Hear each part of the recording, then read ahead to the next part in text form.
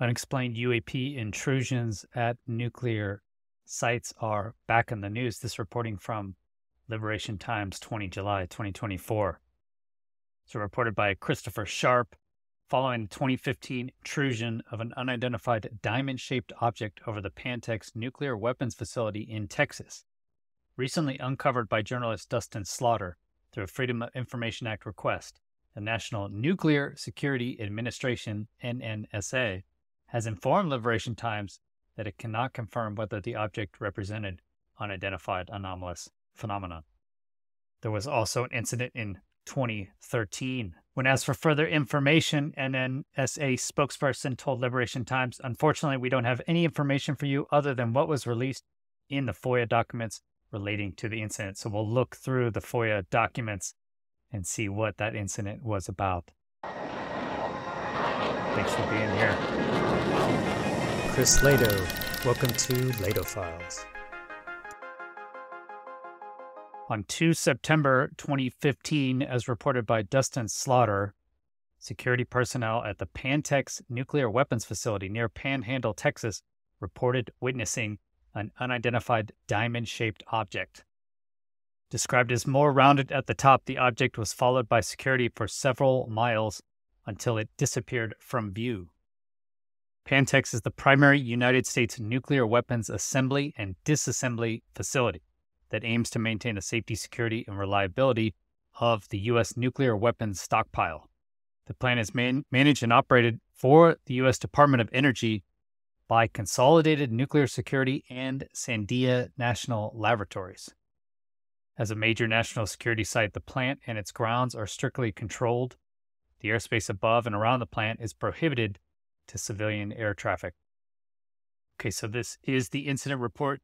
It's all unclassified, controlled nuclear information. So unclassified, right? But you can't pass that information around. It is controlled nuclear information. So this is how the government can kind of add different classifications and call something unclassified, but then still limit its dissemination by calling it controlled nuclear information. That'll come up later in the article. Okay, so it's short and heavily redacted. Pantex facility personnel were alerted to the object and subsequently dispatched to follow it in an effort to obtain as much information about the object as possible. Pantex personnel on the ground confirmed the presence of the object and maintained observation via Pantex facility vehicle. Pantex facility personnel followed the object for several miles north of the plant until it was no longer visible. A subsequent comprehensive review of the incident was immediately initiated and heavily redacted. Left in blank of the object was that it was a diamond type shape with it being more round at the top. Blank. Is this going to be physical description of the object? They're going to redact that, redact. So most of this is heavily redacted, again, for unclassified controlled nuclear information. Ground surveillance tracks, again, redacted because it's unclassified. Image from the ground surveillance radar tower is also unclassified. You know, I'd have to say based on it, the prime mundane example would be a balloon, right? Sandia National Labs enhanced images of the object also redacted for unclassified controlled nuclear information. At least they're looking at it. So that is the short report. That's really all we got out of it. There were people there. There was an event, and it was diamond-shaped with round on the top. That's pretty much all the information we got out of this 6-page long report. Slaughter adds there is a history of diamond-shaped objects at Pantex. According to reports submitted to the National UFO Reporting Center by former employees at the facility, these incidents were equally dramatic. We lived 3 miles from the plant, so we had a ringside seat. The craft were diamond-shaped and changed color. When the fighters got near it, would go straight up at high speed. We knew when the planes landed because the craft reappeared. They would sometimes play tag for hours.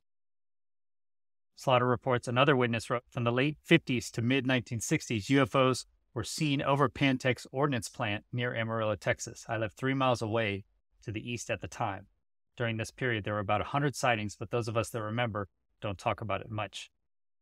A November 8, 1957 newspaper account from the Amarillo Globe-Times contains more details about one incident. Bright flashing objects hovered over half an hour over the Pantex Atomic Energy Commission Ordnance Plant, 15 miles east of Amarillo Thursday night, according to plant guards. The brilliant objects were reported to the State Highway Patrol Office by plant guards at 7:46 p.m. Patrolman dispatched to the plant arrived at 8:15 p.m. and reported that he, too, saw a strange light. The patrolman said guards were all shook up. Guards said 3 objects had been floating over the plant 50 feet above the ground for some time. But the NNSA would not share any more information. When asked for further information about the incident, a spokesperson told Liberation Times, "Unfortunately, we don't have any information for you other than what was released in the FOIA documents relating to the incident. It raises alarming questions about the NNSA's willingness to acknowledge a UAP problem at extremely sensitive DOE facilities." Chris Sharp continues. Journalists George Knapp and Jeremy Corbell reported another UAP incident at Pantex from 2013. This event involved a jellyfish-shaped object with a dome on top and tentacles at the bottom, so another jellyfish UAP. According to the journalists, thermal footage captured by 2 cameras shows the UAP moving through the facility near Pantex plutonium pits with impunity before reversing down a corridor at an extremely low altitude in a perfectly straight line, with the facility's Site 4 on the left and Site 12 on the right, 2 areas of the highest value and classification at the facility.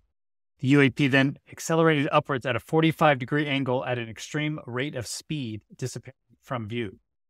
Speaking to the Liberation Times, Jeremy Corbell stated, "At the core of the UFO problem has always been the incursions into nuclear bases, our most heavily guarded and secretive installations. These intrusions into highly sensitive DOE and military sites are commonplace and continue unabated, and typically unacknowledged to this day.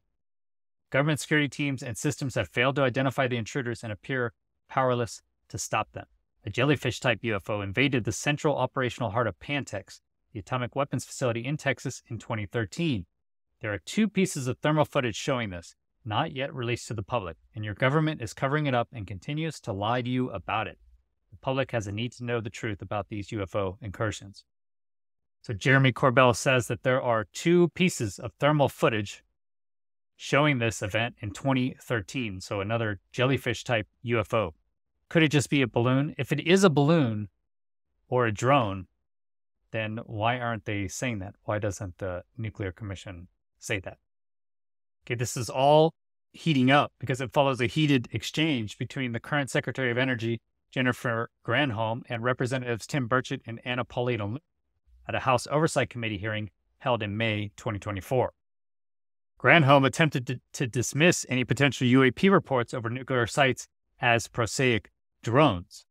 But Representative Luna reminded Granholm that such reports over nuclear sites have been documented since the 1940s and 1950s. And yes, we have Bob Salas been going to the Capitol every 5 years, right, with his group of nuclear officers, saying that these sightings at nuclear sites have been going on for many decades.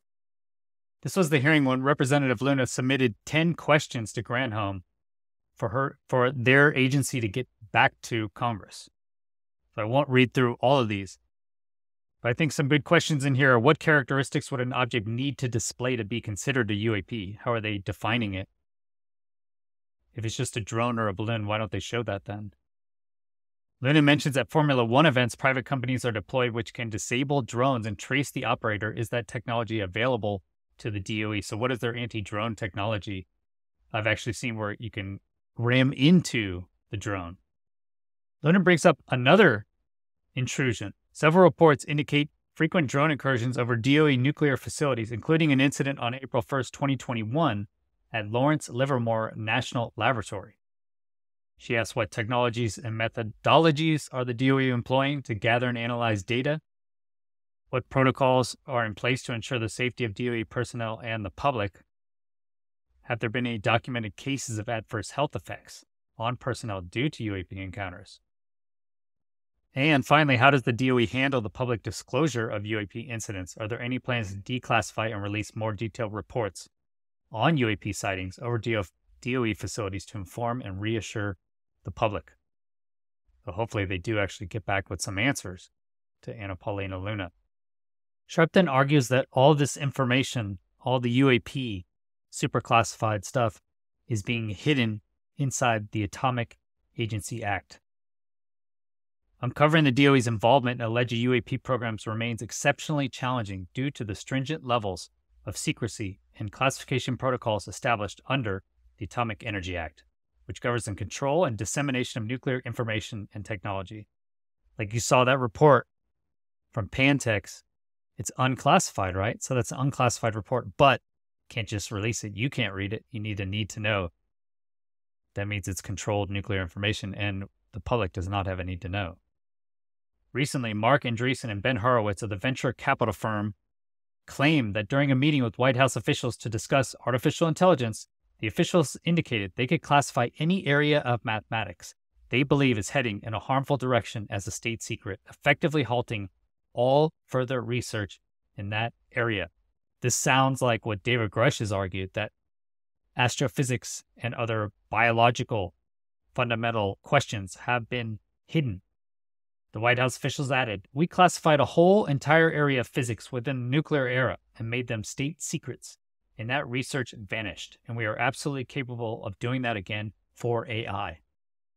So look at that, the arrogance of power. We classified a whole entire area of physics within the nuclear era and made them secrets, and we can absolutely do that again for AI or any further UAPs. And whistleblowers claim this is how it's actually being hidden. Successful reverse engineering of a triangle-shaped craft utilizing unconventional propulsion technology made possible through unconventional physics and advanced materials is claimed by whistleblowers. Such a craft, even if using gravitational energy, could be considered within the definition of special nuclear material, as per the Atomic Energy Act, due to its broad definitions. So anything that has nuclear material or can be described as giving off nuclear energy or within the broad consideration of special nuclear material can fall under the Atomic Energy Act. Therefore, the presence of such materials is alleged retrieved advanced non-human craft and utilized through reverse engineering would fall under Atomic Energy Act secrecy as special nuclear material. And they call special nuclear material, yes, it is plutonium, uranium, isotopes, etc. But it's also any material artificially enriched by any of the foregoing, but does not include source material. So again, anything artificially enriched. Because the commission may determine from time to time that other material is special nuclear material in addition to that specified in the definition, but it has to be approved by the president. The president must have expressly assented in writing to the determination. Commenting on the above language, Matthew Pines, a civilian intelligence analyst who came out of nowhere essentially, told Liberation Times, "This section allows the commission, now the Secretary of Energy, with the president's approval and after consulting the Military Liaison Committee, to designate additional materials as special nuclear material if they are capable of releasing substantial quantities of atomic energy and are significant to national defense and security. Putting this together, it is legally plausible that UAP material or human-engineered craft using advanced materials could be other materials so judged and designated as special nuclear materials, which would make any related data, recorded information, regardless of form or characteristics, origin, or method of recording, into restricted data and thus born secret under Atomic Energy Act provisions." I think Congress knows all this. Do these senators who just resurrected the UAP Disclosure Act, Mike Rounds, Chuck Schumer, they must have insight into this, right? Because in their act, it talks about the Atomic Energy Act, if implemented in full, will provide transparency in government, is in part fueled by the Atomic Energy Act. Why? Because the senators, they know, right? It says here, legislation is necessary because credible evidence and testimony indicates that federal government unidentified anomalous phenomena records exist that have not been declassified or subject to mandatory declassification review as set forth in executive order, due in part to exemptions under the Atomic Energy Act of 1954, as well as an overbroad interpretation of transclassified foreign nuclear information, which is also exempt from mandatory declassification, thereby preventing public disclosure under existing provisions of law. So Congress seems to know exactly what's going on, what the issue is, and now we're up for round 2 of the UAP Disclosure Act. Will the law have any luck this year? I hope so. We'll see. Thank you for watching. Please hit the like button. It really helps, and it's free. Consider subscribing to get future notifications of when I release videos. And you might like this video. If you want to support the channel, join these great people over here, get exclusive bonus content, then click this button here, patreon.com/Chris Lehto, or become a YouTube member. If you want to continue the discussion, go to UAP Society Discord. Links are all in the description. Have a great rest of your day. Peace.